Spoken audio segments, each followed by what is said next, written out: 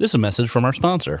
I'd like to introduce you to Publica by IAS, the award-winning CTV ad server trusted by some of the biggest streaming services and smart TV manufacturers globally. Publica helps a growing number of leading AVOD and FAST services to power their programmatic ad break decisioning via products including a unified auction, server-side ad insertion, and a demand-agnostic ad server built from the ground up around streaming. Head to getpublica.com to find out how they help CTV publishers to grow their advertising revenues and provide streaming audiences with linear-like TV ad break experiences.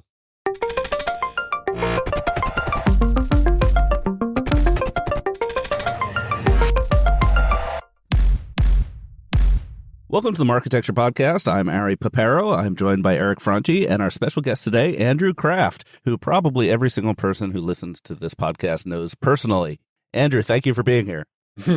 Thank you. Glad to be here. Some housekeeping. What's up, Andrew? So first of all, next week is Christmas week. Originally, we were just not going to publish a show, and then Eric convinced me that we had more to say. You guys have not heard from us enough. So while you are in the Bahamas or hanging out with your family, put on your headphones and listen to our special holiday show where we'll be wrapping up the things that happened this last year.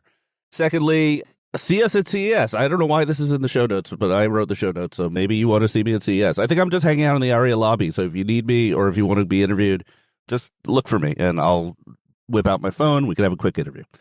I will not be there. Andrew? I will be. Okay, so yeah, I'll be there. Andrew will be, and he's looking for a job. So, I'll hang out at the lobby bar with you. yeah, exactly. Two unemployed middle-aged guys just recording podcasts and looking for jobs. It's really the top of the market here. All right. So I'm really excited to have you here, not just because you're an interesting person. We'll talk about you being an interesting person later. I'm more interested in the recent news. So your most recent position in this great world of media and advertising was as the COO of the Arena Group, and you were laid off a couple of weeks ago, right before it was announced that Ross Levinsohn, the CEO, is laid off there. Tell us, what is the Arena Group and what's going on there? Great. So the Arena Group is a technology-powered media company. We are a roll-up of a whole bunch of publications, they are, because I'm no longer there, a roll-up of a whole bunch of publications, Sports Illustrated, The Street, Men's Journal, and others. What makes the company different is its technology that powers its growth, powers the ability to onboard third-party publishers and bring them under the umbrella of the brands into verticals, which they called arenas, thus the Arena Group. I was there for a year as CRO, then left the company. Then Ross Levinsohn was hired as CEO, brought me back as COO and president. And that's where I was up until 2 weeks ago. Then what happened? So we had a job, right? Which was we had jobs. Turn a company. Now I don't have, right. Turn a company which was then on the verge of bankruptcy, turn it EBITDA profitable. And once we've done that and have that under our belt, find an investor to refinance the debt, fund ongoing growth, et cetera. So over the course of 3 years, Ross and me and the leadership team, we tripled revenue with the work of hundreds of really incredible journalists, sellers, technologists. We grew EBITDA, $50 million EBITDA swing, so brought us profitable. And then we brought 3 deals to the board to consider for strategics. The board picked an investment from Manoj Bhargava, who's the founder of 5 Hour Energy. And the day after the change of control, as does happen, the new investors said, well, we want to take the company in a different direction. So they cleared out most of the C-suite, including myself and Ross and Rob Barrett and a number of others. Look, it was always a risk, but we did our job. We turned it around. We saved the company. And so I sleep well at night and wish them the best of luck. Okay, so the thing that raised people's eyebrows was that this transition happened roughly a week after there was a pretty major kerfuffle in that there were fake articles being written by AIs, by fake journalists on Sports Illustrated. And, this is it's like you're showing people in the journalism profession that they are replaceable. They're actively being replaced. It's the Stepford Wives of journalism. So are we here? I'm going to use that. So I'd love to hear the story about how that happened, because I think you did post something about it. But also, I'd love to hear your defense that was not related to the house cleaning. everybody, it's fascinating. In an industry where people get angry at clickbaity headlines, they then write clickbaity headlines, right? Like every conversation starts with this. It's great. There's a lot of these clickbaity headlines saying, leadership laid off for they don't call it kerfuffle. I'm going to use it. They call it AI debacle or something like that. Debacle. But the body of the stories usually give the actual facts. The truth, Arena hired a vendor to write e-commerce content, not sports content, but, top 10 vacuum cleaners you want to buy. That vendor didn't use AI on Arena properties. They do use AI elsewhere, but we had in our agreement, they were not going to use AI on our properties. But they did make up fake bylines because they didn't want, I'm guessing because they didn't want whoever was writing it. They may not be a vacuum cleaner expert writing on the top 10 vacuum cleaners. So once we discovered they made false bylines, the team got rid of the vendor. It had nothing to do with AI, but it makes such a good story. And it got sort of amplified over and over again to the point where Sports Illustrated and AI even showed up in a Michael Che joke. How did this game of telephone happen? So the game of telephone, I can't say for sure, but this is what I believe. The vendor was known for doing AI elsewhere.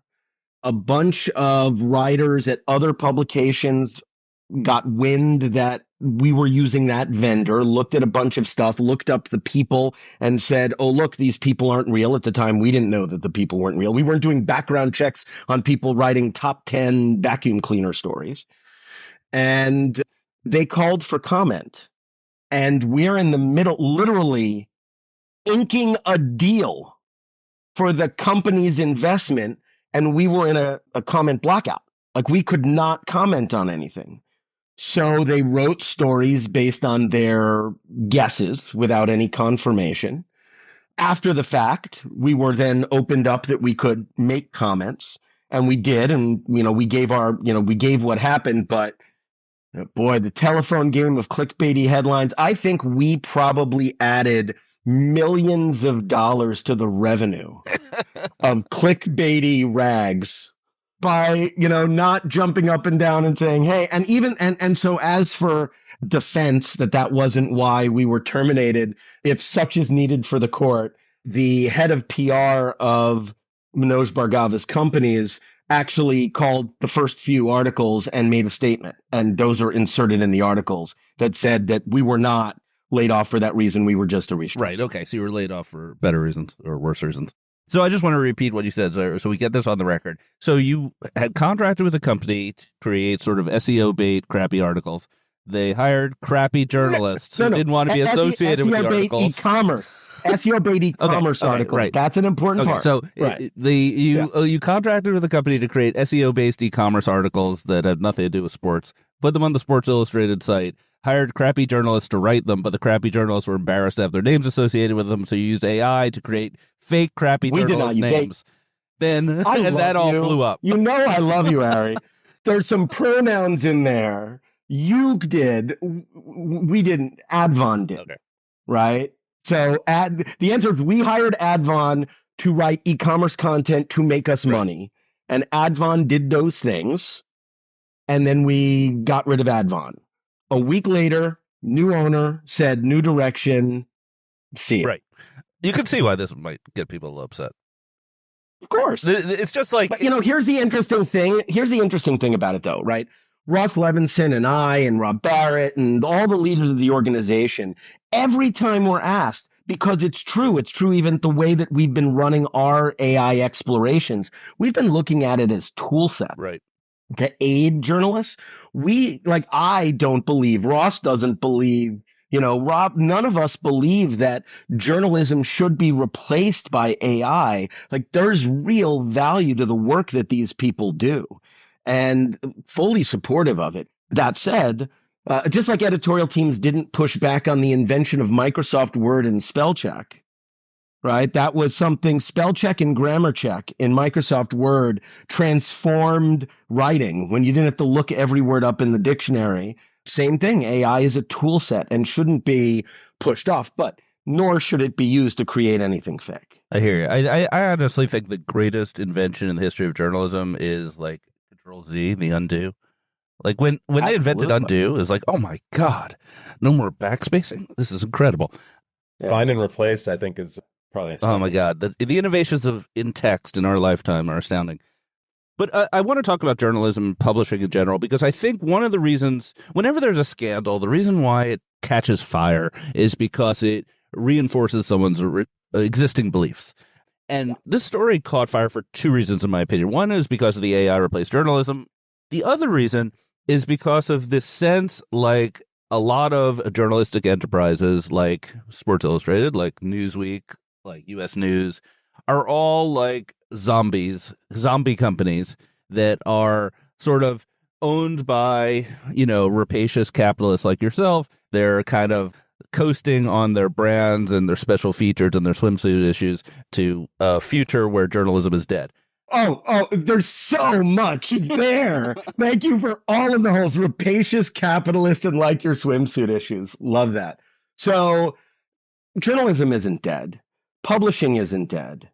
What's that phrase? The reports of your death have been widely exaggerated, right? As they say, it's not. In fact, it's thriving. What's not thriving is the crap that's out there, that the MFA sites and things like that are now finally under siege. So the long tail bullshit. The great journalism is still great journalism, and it comes in all different forms. I mean, I'll use swimsuit as an example, right? SI Swimsuit is a site based on and a publication and a series of events based on a 60-year-old publication. And that publication is transforming with the times. There is an amazing editor-in-chief, and I no longer work for the company, so this is what I really believe. Right. Right? There's an amazing editor-in-chief and GM who partner. These two powerful, well-spoken, thoughtful, insightful women are driving forward a message of you are who you are. Beauty is who you are and what you do with your life. And that's why you feature, people on the cover who are businesswomen, Martha Stewart last year, athletes, performers. It really is, the website is about culture and travel. Now, the venue, people may have issue with the venue, but I talk to women I know in the industry, and I have for years, and ask them what they think of what's happening at Sports Illustrated. And they say, finally, there are people in it who look like me. Finally, there are people in it who are focusing on the social aspects of this world. I don't mean social media. I mean, right. The social structure of the world and travel and culture. So there is real journalism happening there. You've got great works of Bertucci and Wertheim and Epstein and others at Sports Illustrated, the unsung heroes, the unsung like Mitch Goldich and Jason Schwartz, and people who do the editing work that create all that. And that's real, and that's not going away. Yeah. What is going away are the days where journalism was just an art form and the business didn't matter. Now there's a marrying of the business and the art form, because the art form has to make enough money that it will function and be able to support more of that great work. And that's where I think everything's heading. So is that, commerce and journalism mixing? Yeah, there's all different ways. I think most of the industry, with very few exceptions, has not been super successful with the ideas of subscriptions. There's enough content out there that people can get what they want mostly for free. Yes, if Arena puts part of SI behind a paywall, it's not, you may not be able to get an article from Tom Verducci outside that paywall, but you can get other articles about baseball, and they might be almost as good and good enough for you to Right. For you to read, but they won't be the in-depth that someone who's been covering the sport for as long as Tom has. And I don't want that to go away. And so that's why Arena didn't put it behind a paywall, right? Because there was no need for that. E-commerce is a big piece Right.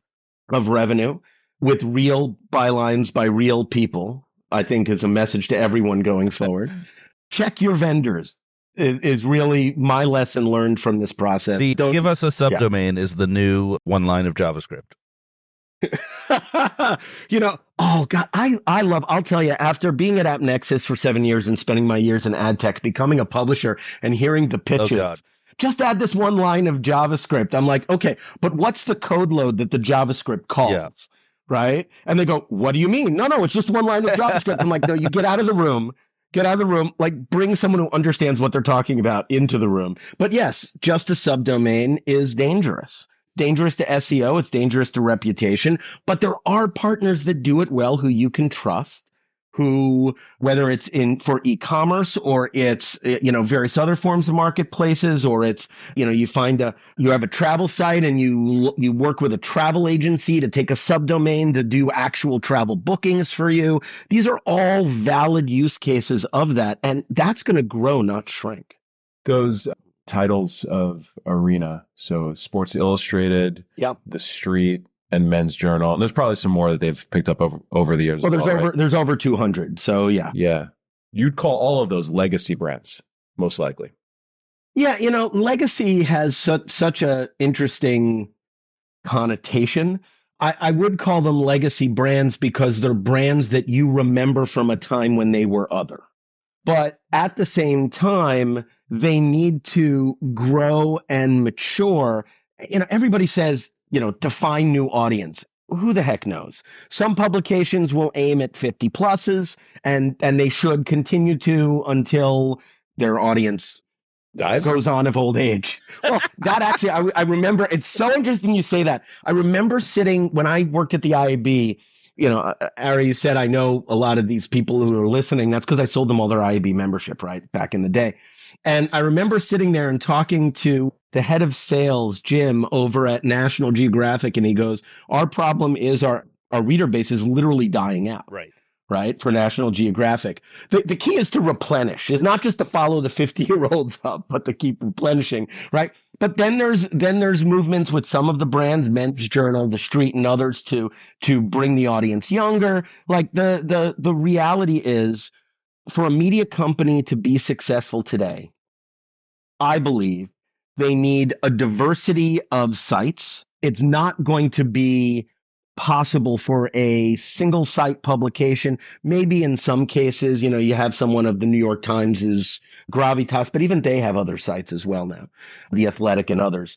It's not going to be possible for them to be successful because the technology they need, the SEO help that they need, the sales teams they need, the finance teams, the HR teams, those teams need to be amortized across a wide variety of publications and ideally in different verticals, because different verticals have different seasonality, right? Sports Illustrated is really, in many ways, it covers all the major sports, but football is its bread and butter, and the seasonality of that shows. So, right. And yeah, I want to kind of talk about some other aspects of this news situation. So there's been this viral screenshot going around from ComScore. It was in the show notes, but I put it in this morning, so you may not have seen it. This basically shows the ComScore digital audience for every publisher that they track going down single or double digits last month, and every single publisher down significantly, like we're talking 30% less traffic year over year.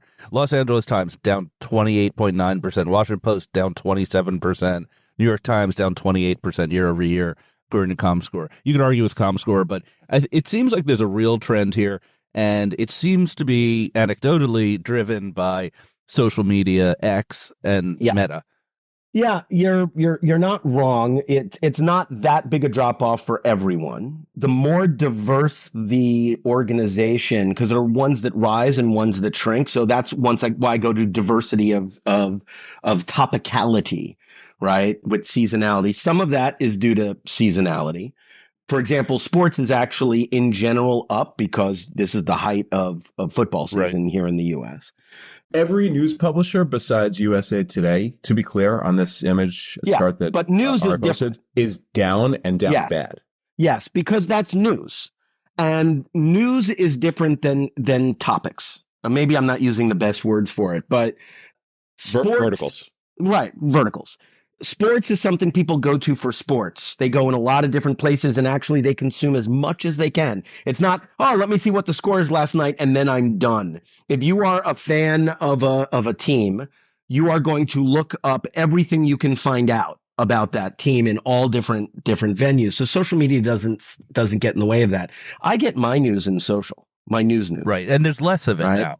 So we think social is putting its finger on the lever and showing less newsy content, especially Meta. Yeah, it is officially, but like when I want to get news on finance, I have TikTok.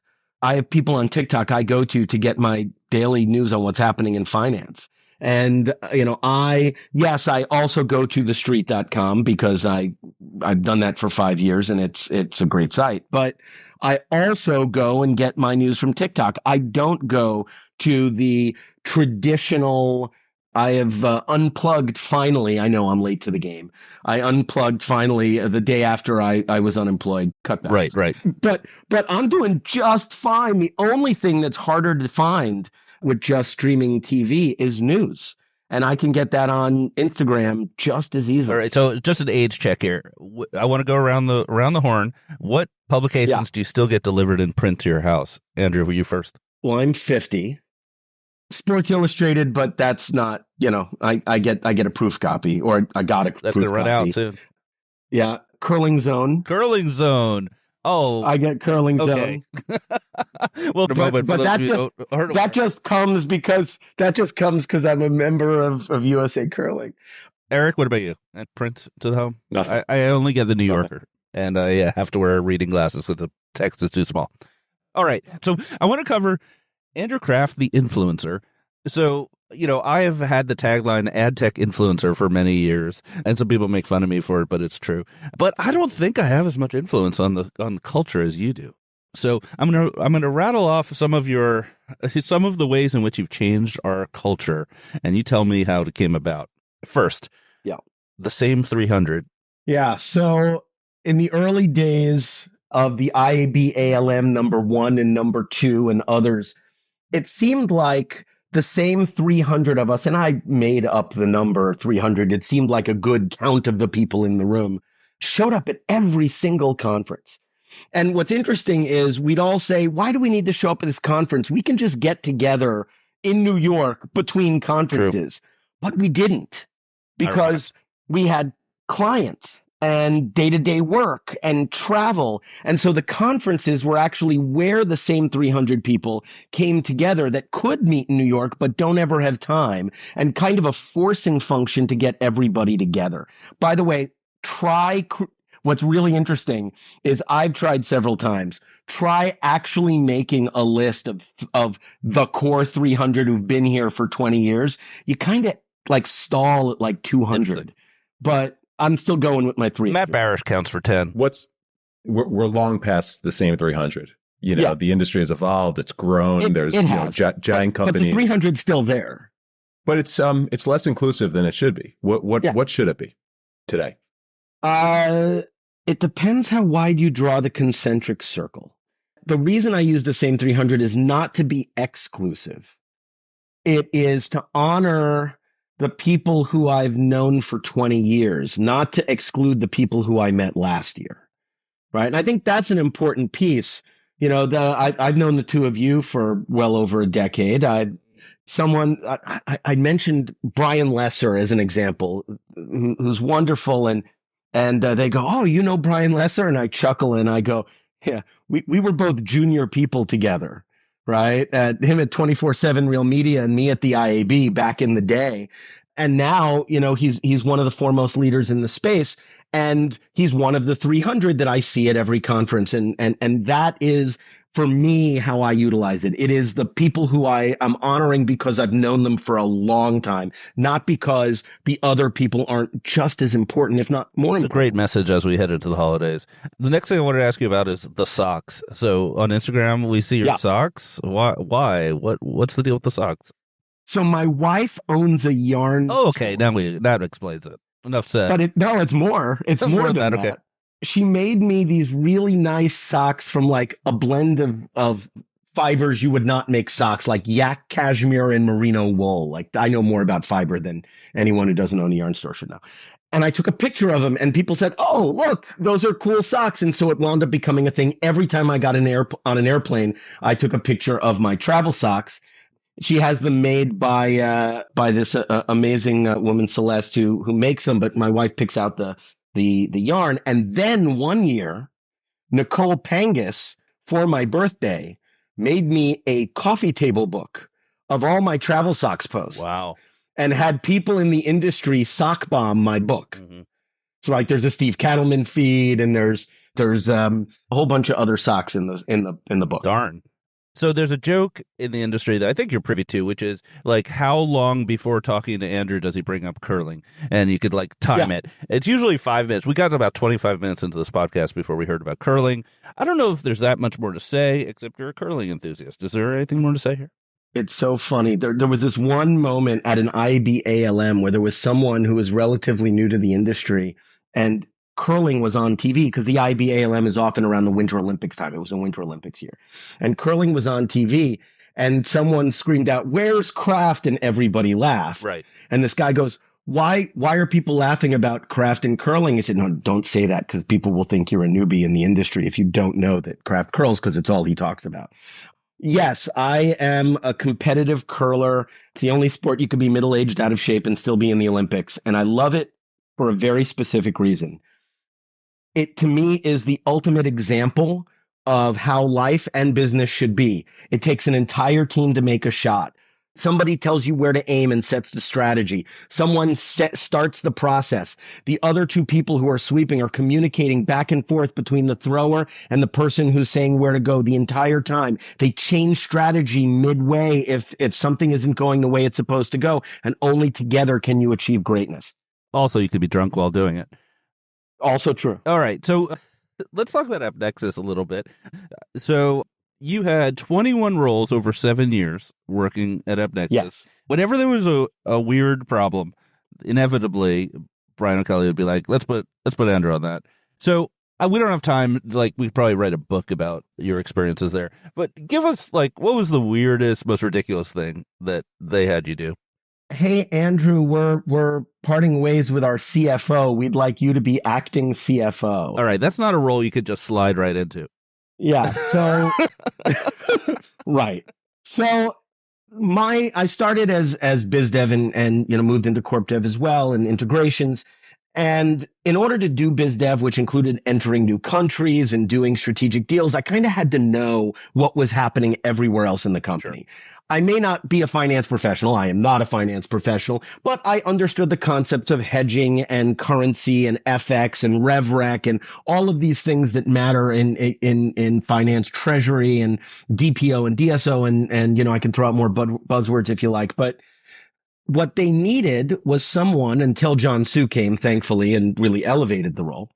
They needed someone to keep the ship from sinking by giving business context to the finance team. Oh, this is what needs to happen for business. I need you to figure out how to do it.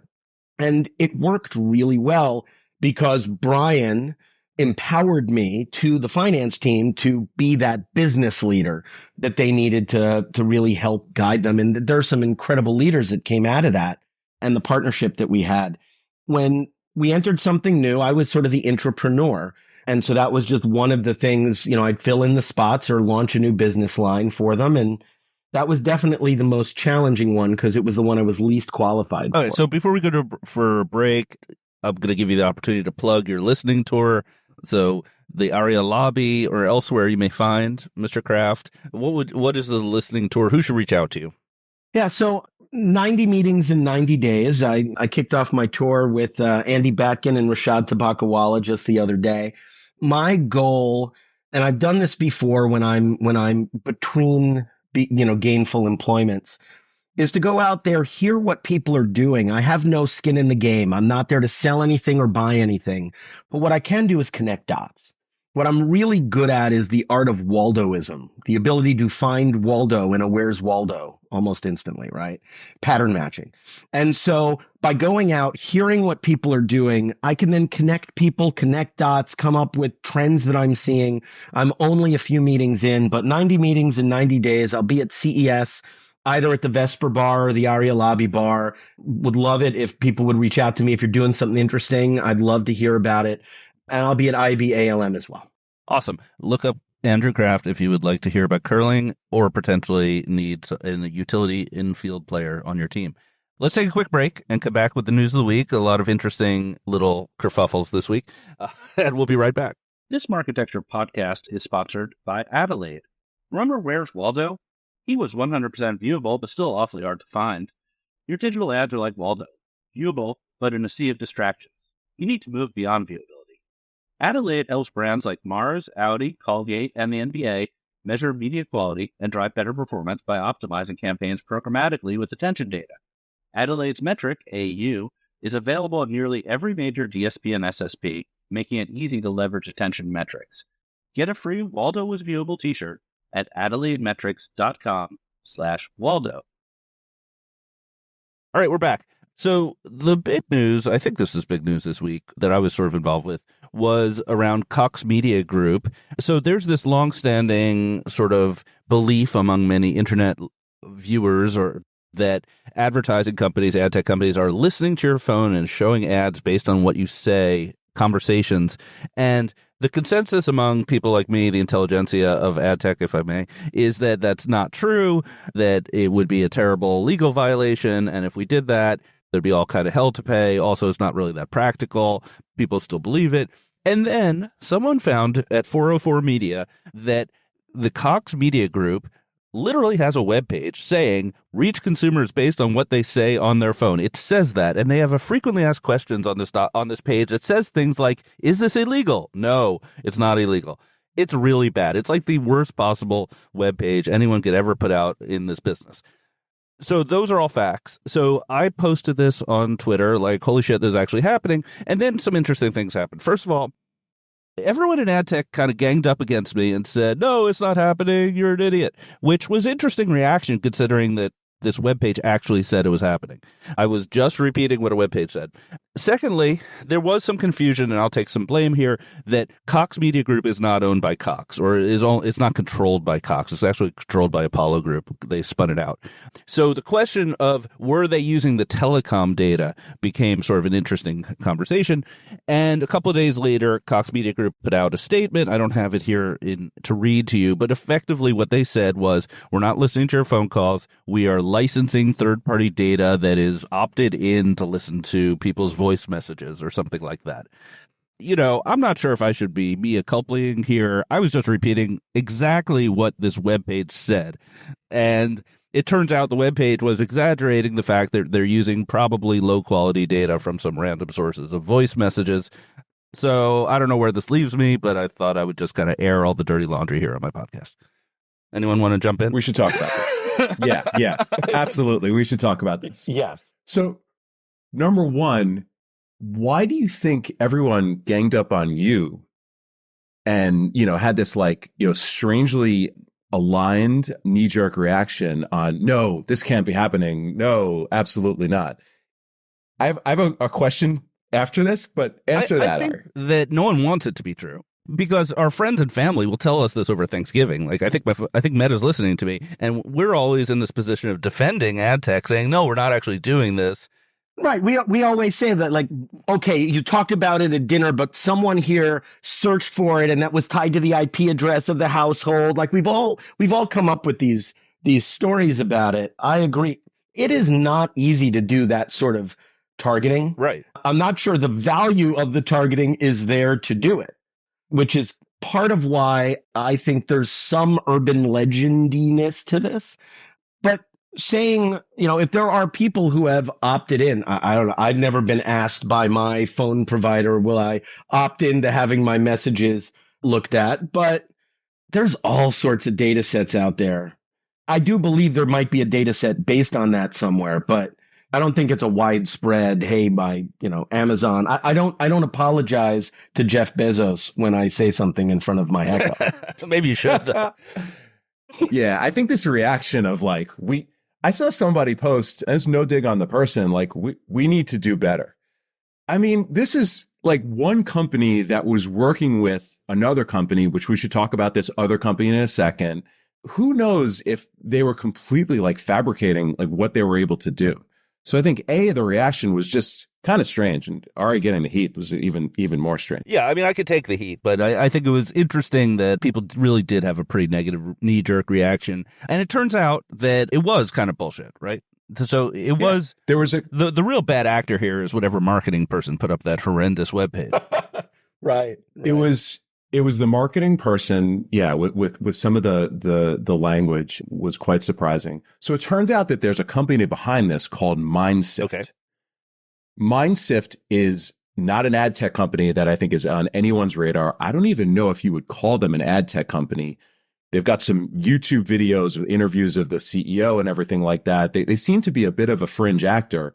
And from what I could tell, they had some relationship with some company that works with apps or the apps themselves that were saying, yeah, sure. Like, we have the mic opted on and we can provide this data for you. It seems to me like this is total vaporware that just made the front page. Yeah. So there's also like the tech people have a little bit of a debate here about whether this is technically possible.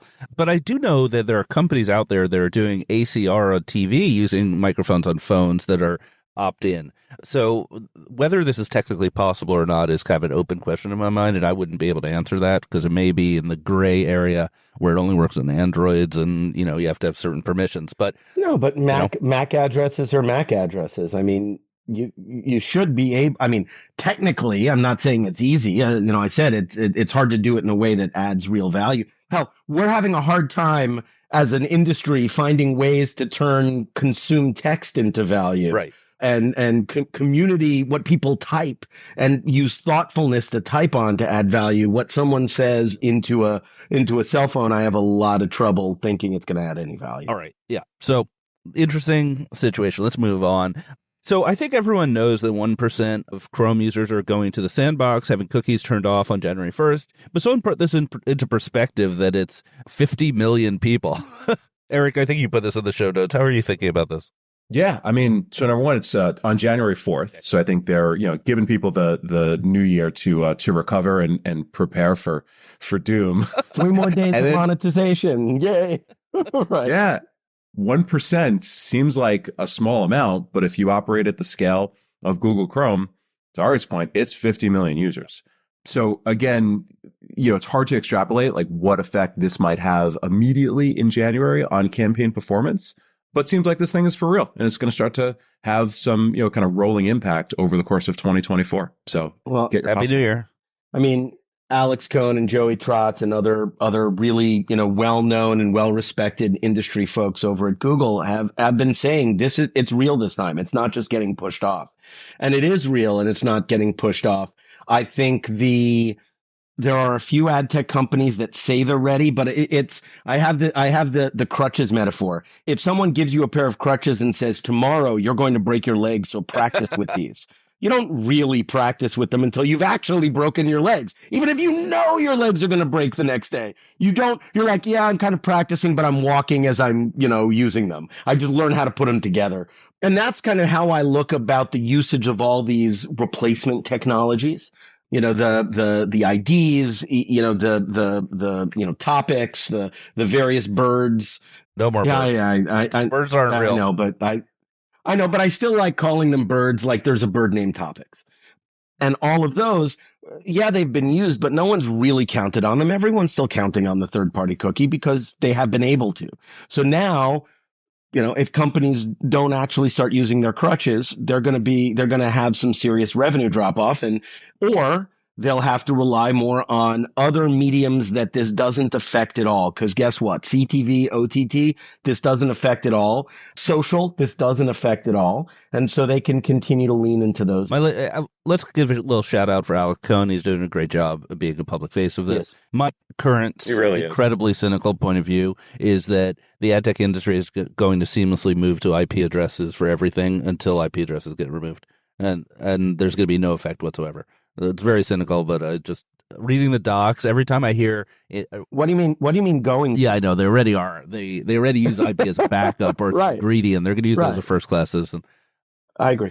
All right, so there were two minor acquisitions this week that just worth talking about. First of all, me. Hey, so I had another company called Launch Science, and we announced that it was acquired by Octane 11, which is a B2B analytics company that brings in data from all different B2B sources. It was not a big acquisition, and now I am on the Octane 11 board, so that's exciting. And Eric is actually wearing an Octane 11 hat right now. I don't know if that's to honor this deal or he just has a cold head, not sure. But you're an investor, right, Eric? It's to honor the deal. We actually incubated Octane 11 in our first fund, and I've known Dan for a long time. So we're a big believer in the company, and we're a big believer in Ari, and we couldn't be thrilled to have you involved. And as an investor in both companies, this was a good outcome. So now I'm an unemployed middle-aged podcaster. Great. I guess I should go on a listening tour. So the other acquisition was Samua, which was acquired by Snowflake. It's sort of a clean room in the cloud based around Snowflake. The reason why I'm bringing this up is because probably everyone knows the founder, who was EdTech veteran Kamakshi, not going to do her last name, who was the founder of Drawbridge and had an exit to LinkedIn several years ago. I think everyone knows and likes Kamakshi. So congratulations to her on that acquisition. It was a pretty early acquisition in the life cycle of that company. I think they announced the seed in February. Wow. Yeah. So that's super quick. And then, we've been talking about clean rooms for the past year on the pod. And, a POV that's come up more than once is, it's probably best served as a feature of some of the large cloud providers. And I wonder if, this is ultimately like validation of that idea. And if this is going to make Snowflake that much more of a player. It might be also a feature on different other applications like BI dashboards with clean room capabilities, those sort of things. It's also possible that some of the standalones could do well. I mean, InfoSum is still, doing, I don't know if they're doing well, but it's a sizable company. Habu got a pretty big B round earlier this year. A lot of stuff going on there. Andrew, are clean rooms on your listening tour? Yes, I have reached out to several of the clean room companies and leaders for my listening tour as well. I think they're fascinating. I think the key is finding some sort of join field, right? Most publishers don't have that data that allows a join to join their table of data with the table of data on the buy side. But these companies are getting really smart in ways to create those joins, whether they're deterministic or probabilistic joins. And I'm actually really interested to see where this is happening. Yeah, so I interviewed virtually every clean room company from Marketecture TV. You could listen, if you register on Marketecture TV, you can hear Brian Lesser, you can hear Habu, we did LiveRamp, et cetera. Really good information there. And yeah, one of the biggest differences between the companies was their approach to the join key. Some was bring your own, you need to bring a graph. Others had built-in graphs like LiveRamp, obviously. So that was probably an interesting thing. So last topic, I just put this in the notes this morning. Lena Khan from the FTC is looking to expand COPA. So I think everyone knows COPA, the 1998 law that protects children under 13 from data collection.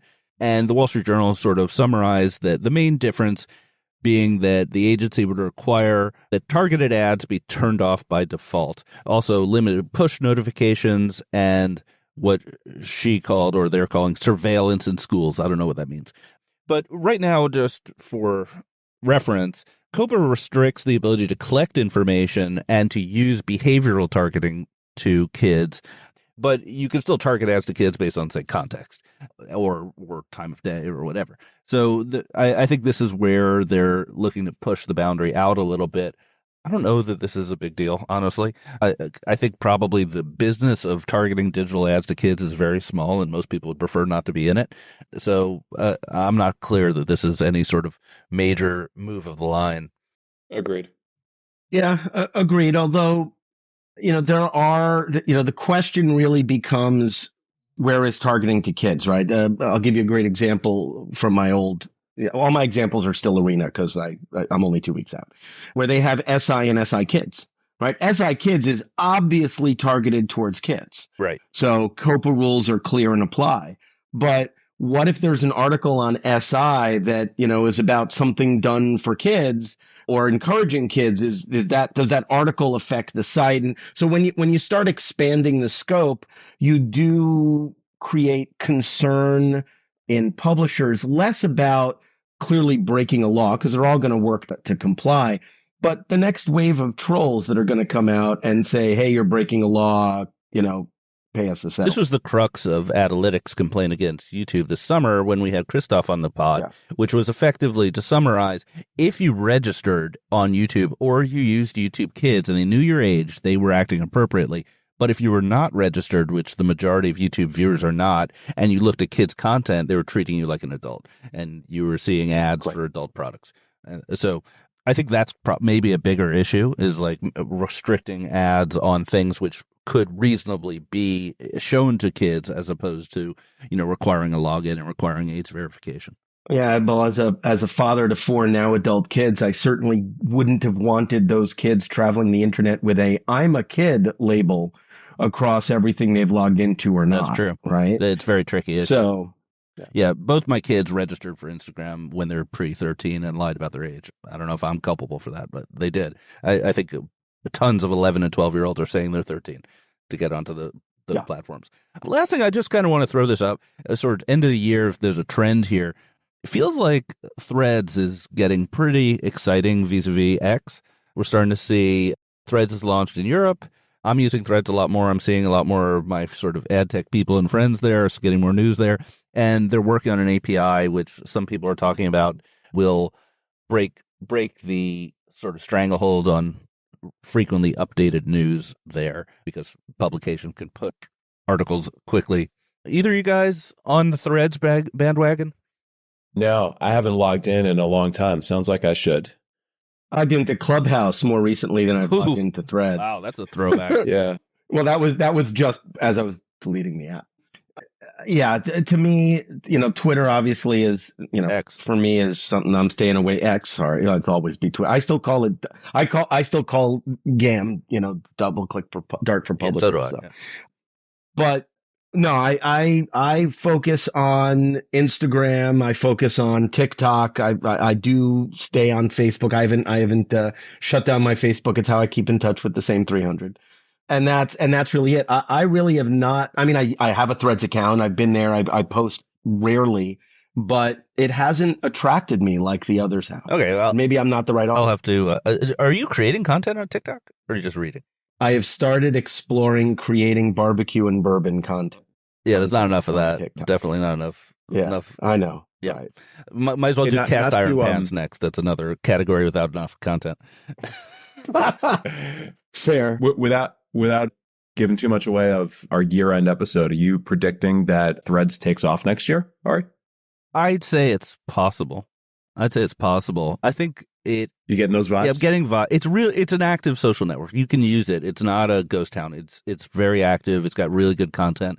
I think for ad tech in particular, it doesn't have the critical mass. I'm definitely get more of my I don't have a 300. I have a 20,000. And for my 20,000, they're on X, and they're making snide remarks about my thoughts about Cox Media Group, which I appreciate.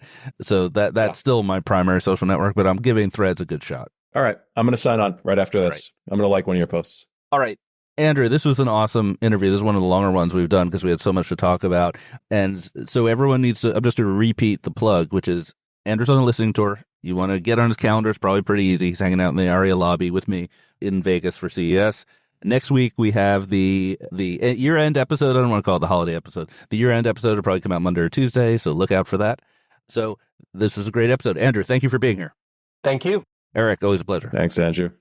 You got it. See you next week. Thank you for subscribing to Marketecture. New interviews are added every week at marketecture.tv and your favorite podcasting app.